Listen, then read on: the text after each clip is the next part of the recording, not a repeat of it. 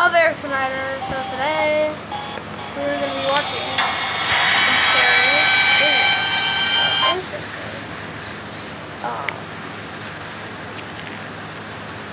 we're going to do that by so we're going to be watching 3 true Chick-fil-A horror stories. What's this?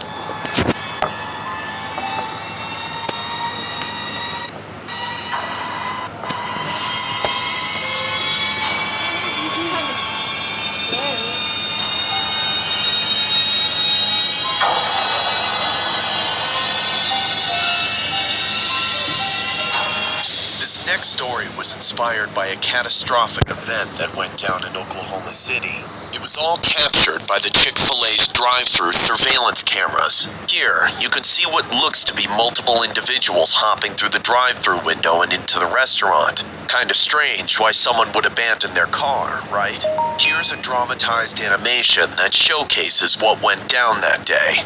It's been 8 years since I landed a job as a construction worker. People would come and go in this type of occupation, and that was because some tend to be dissatisfied with the $7.25 wage per hour. But while I saw countless new faces every time I worked on a project, one person stuck with me for the last 8 years, and that was none other than Andrew. Many of my co-workers avoided him because he seemed rather odd, especially with his obsession with Chick-fil-A.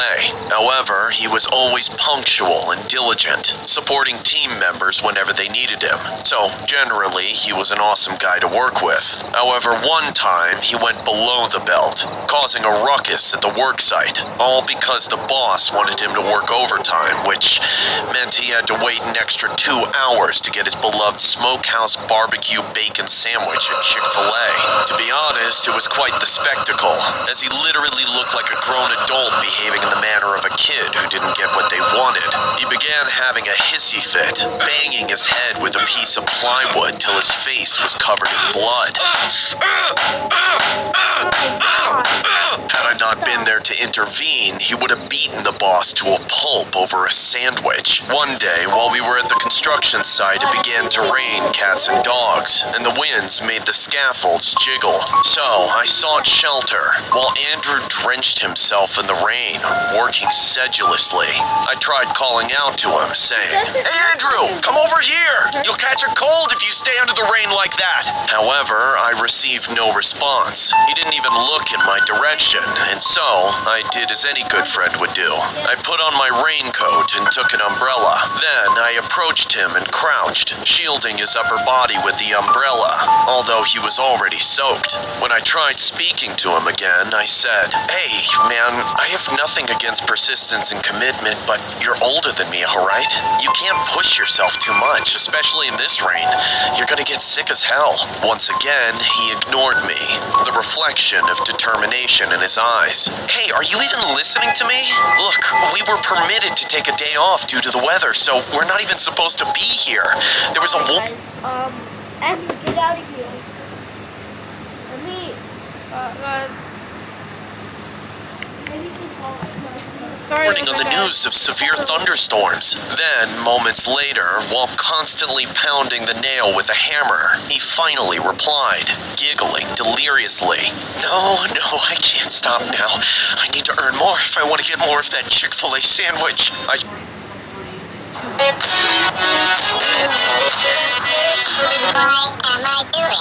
said, "There's a limit to everything, Andrew. Can't you give Chick-fil-A a break just for today?" He frowned at my proposal and retorted, "You don't understand, do you?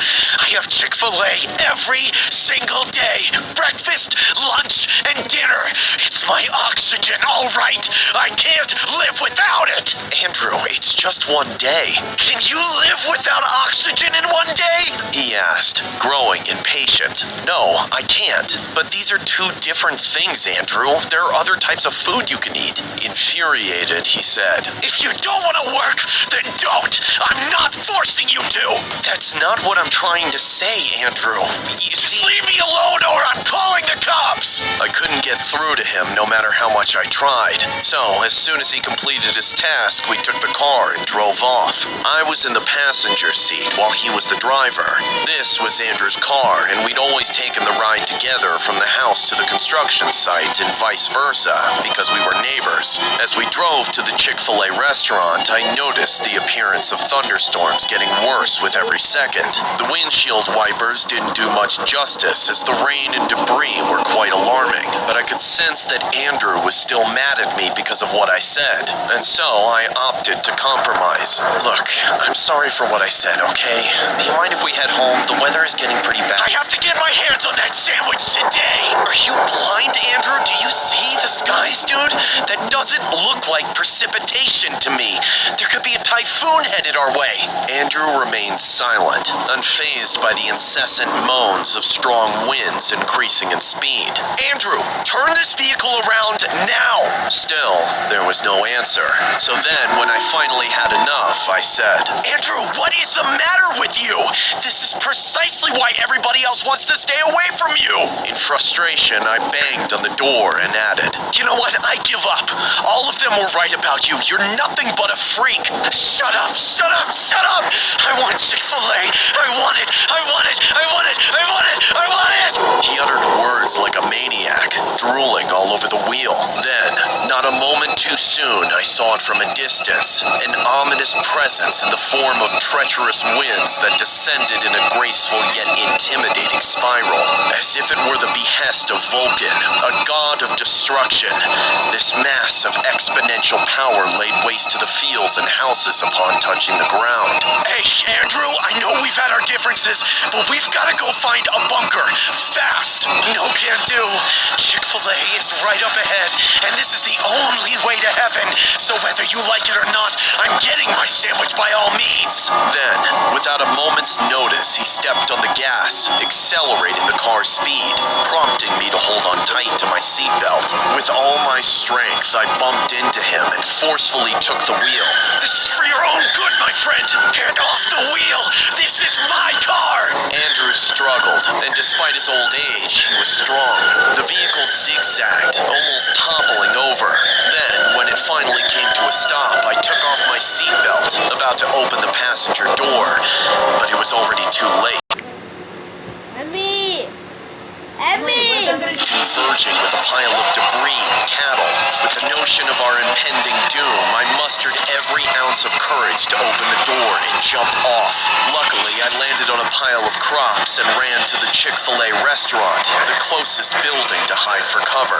There were tons of other people getting in through the entrance, back door, and drive-through window, and so I had to squeeze myself in until I found a spot in the basement, bracing myself for impact. The lights flickered wildly as the tornado struck the building like massive drills and wrecking balls. Then, when it finally died down, I saw nothing but a ghost town, where all establishments were ravaged, paramedics pulling out bodies from the wreckage. Later on, Andrew's car was found in the middle of the field, his head decapitated and his bones crushed. It was terrifying. Placing him in a body bag gave me chills. Since then, I would order a sandwich at Chick-fil-A to commemorate my friend and the obsession for which he died for. Showing the moment a tornado was believed to have touched down in southern Oklahoma City. This video from a Chick-fil-A near I-40 and MacArthur. You can see the customer get out of the car and crawl through the drive-through window seeking shelter in the storm. Holy moly. We know that one has to really be scary for all involved. No one hurt is being reported in this incident, but definitely everyone very, very scared as terrifying. Strong winds, if not a tornado, there in the southern parts of Oklahoma City at that Chick-fil-A.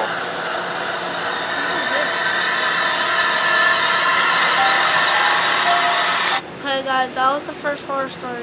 We're moving on to our second one.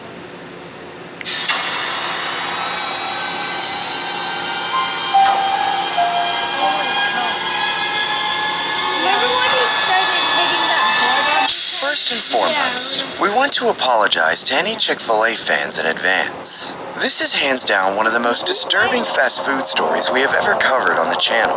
More details will be explained during and after the story. Chick-fil-A is supposed to Stop now. Okay, sorry. around the building and pour out into the street at any time of day or night. I remember being one of those people in line, the faithful hungry customer waiting to get the most delicious chicken sandwich money can buy from a fast food joint. For years, I was used to the steady quality. And more than that, I was used to sharing the experience with friends and family. But then I moved cities to be close to my first job after college. Right after I moved in, I didn't have many friends aside from my coworkers, and their go-to lunch spot was always Popeyes. I went along with it because I didn't want to be left out, but to be honest, I really dislike Popeyes. There's just something extra greasy about it that makes it sit like a rock inside my stomach. After a few occasions of grabbing a disappointing lunch with my coworkers, I was really homesick for some Chick-fil-A, whether anyone would go with me or not. Of course, I wasn't going to drive all the way back to my old city just to have a chicken sandwich, so I took a chance on the location near my new home. I arrived after work around 6 p.m., which is usually a pretty busy time for them, but I was the only one there. As I drove up, I saw no cars in the drive-thru and only one car left in the parking lot. I'd never seen a Chick-fil-A so deserted during the day, so out of curiosity I went inside. At first glance, nothing seemed too out of the ordinary, except for the fact that every single seat was empty and there was nobody waiting in line. I walked straight up to the register, but even there, I saw nobody. I could hear all the machinery running back there in the kitchen, but I didn't see one single person manning them. For a moment, I wondered if there was anybody working back there at all. Hello? My voice echoed without a response. I was just about to turn away and leave when an extremely elderly man hobbled out to greet me. Well, hello there, little lady. What's your name? Yeah. Could I just have a number 1 combo with a large drink and a small fry? Would you like that cooked here or at home? Excuse me, what do you mean by at home? Well, it's just a shame to see such a beautiful woman going out to dinner by herself. I could be your chef and chaperone if you allow me to take you home. The ladies tell me I make a mean chicken sandwich. You know, you can eat it while we're in bed.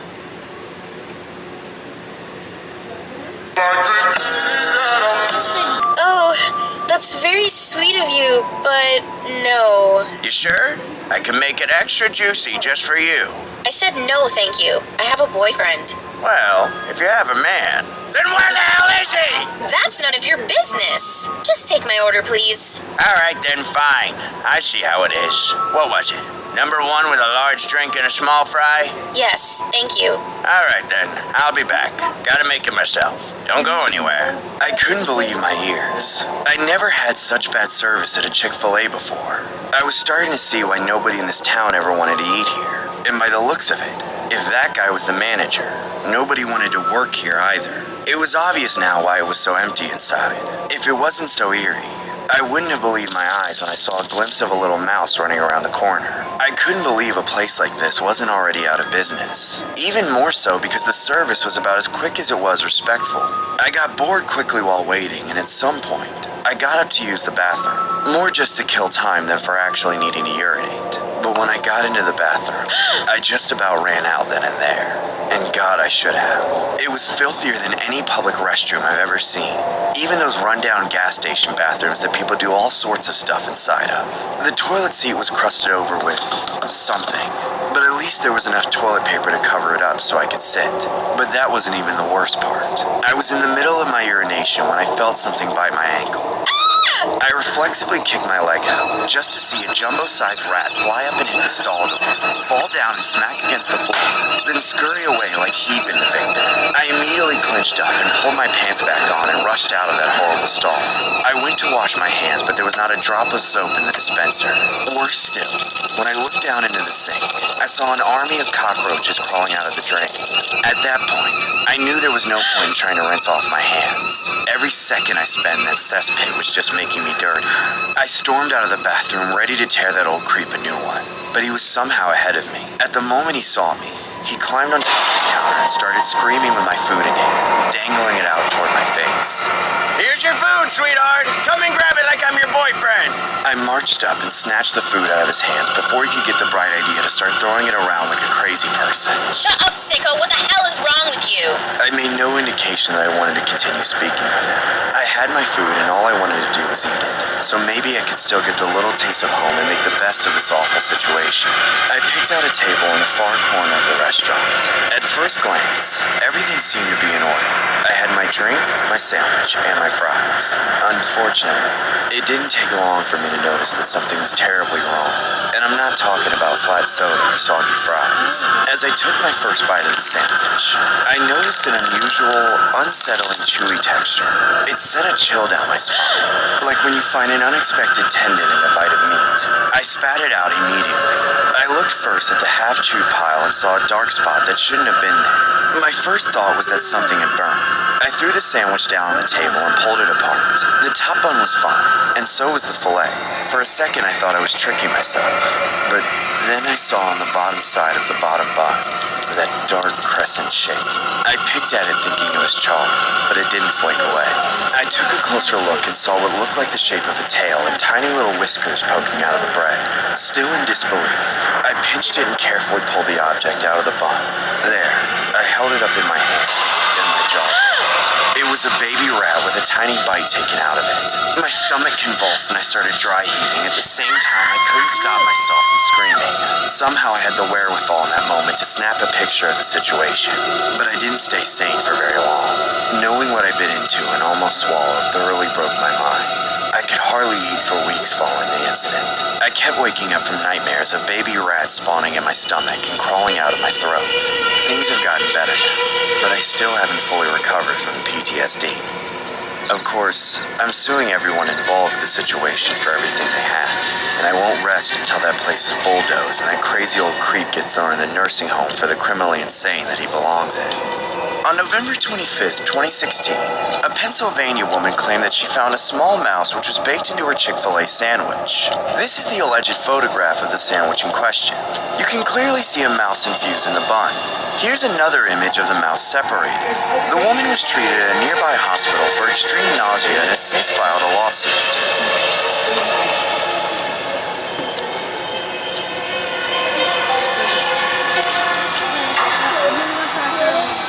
Wait, is this Chick-fil-A?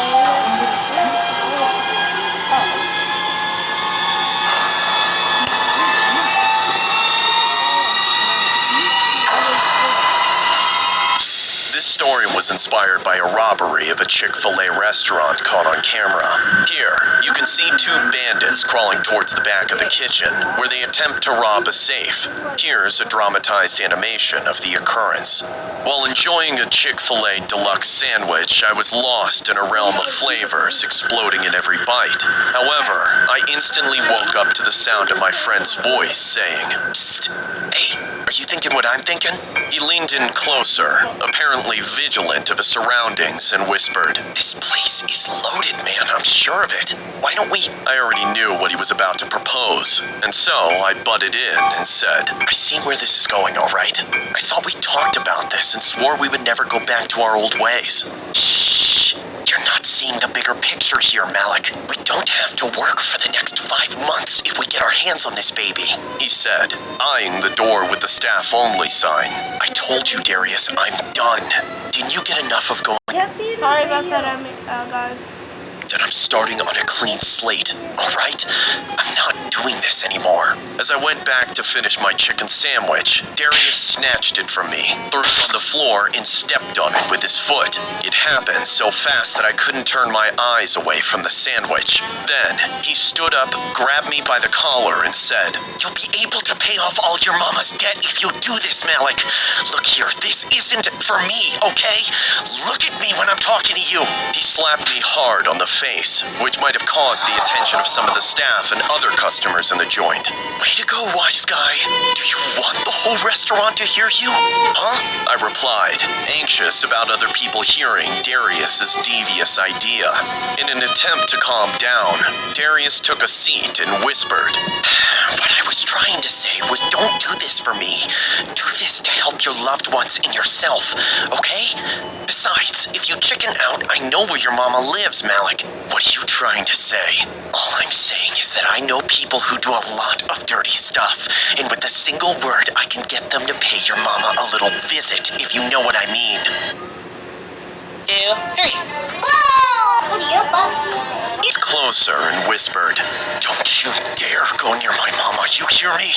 His confidence and composure intact, I couldn't help but feel that I was right at the edge of a cliff. So overwhelmed by temptation and pressure, I sighed in frustration and said, "Fine, I'll do it. I need the money too, anyway." "Of course you do. We both need this, man," he replied with a smirk. After paying the bill, we left the restaurant to plan our strategy at Darius's apartment. Then, when all was set, we returned to Chick-fil-A that night and made sure that all the staff had clocked out and that no one else was in sight. The streets were silent, so with our tools in the bag, we broke in by smashing one of the windows. As we entered the restaurant through the kitchen, we had to keep our heads down, crawling across the tiled floors.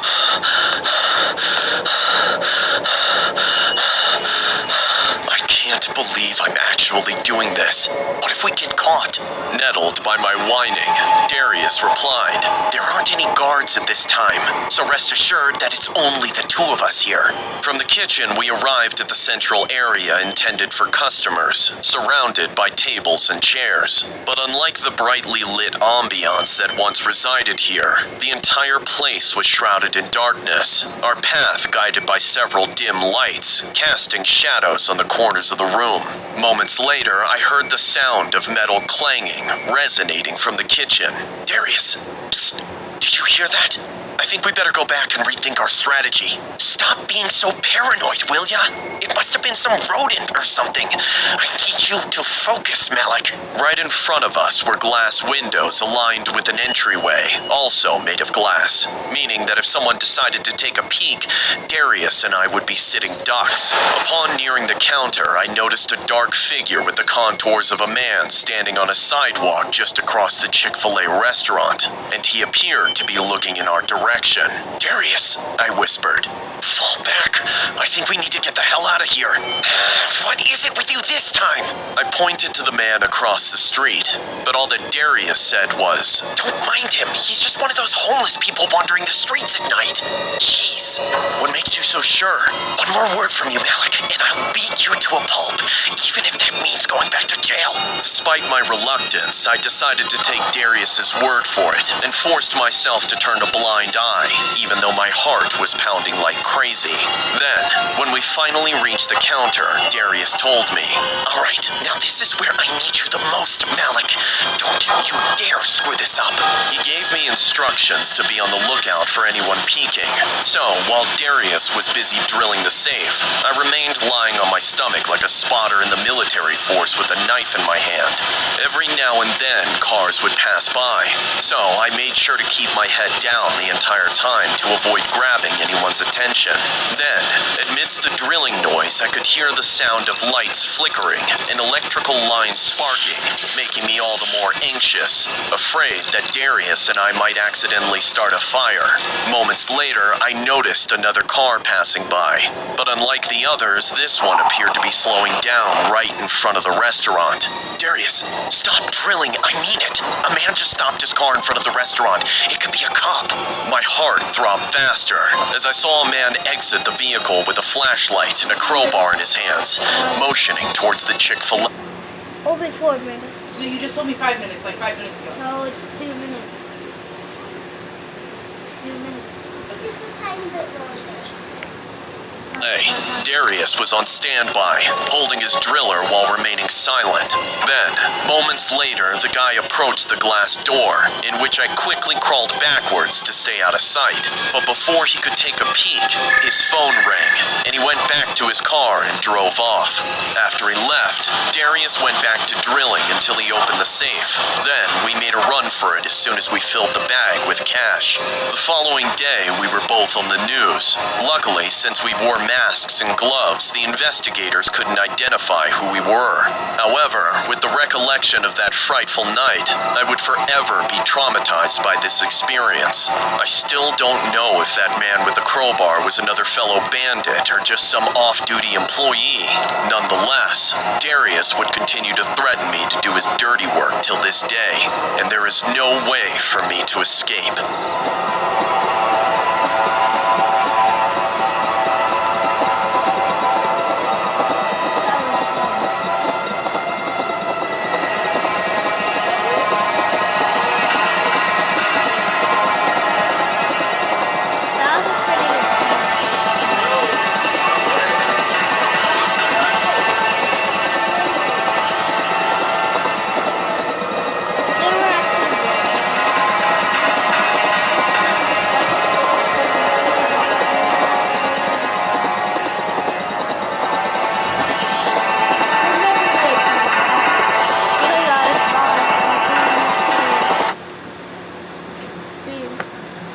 See ya.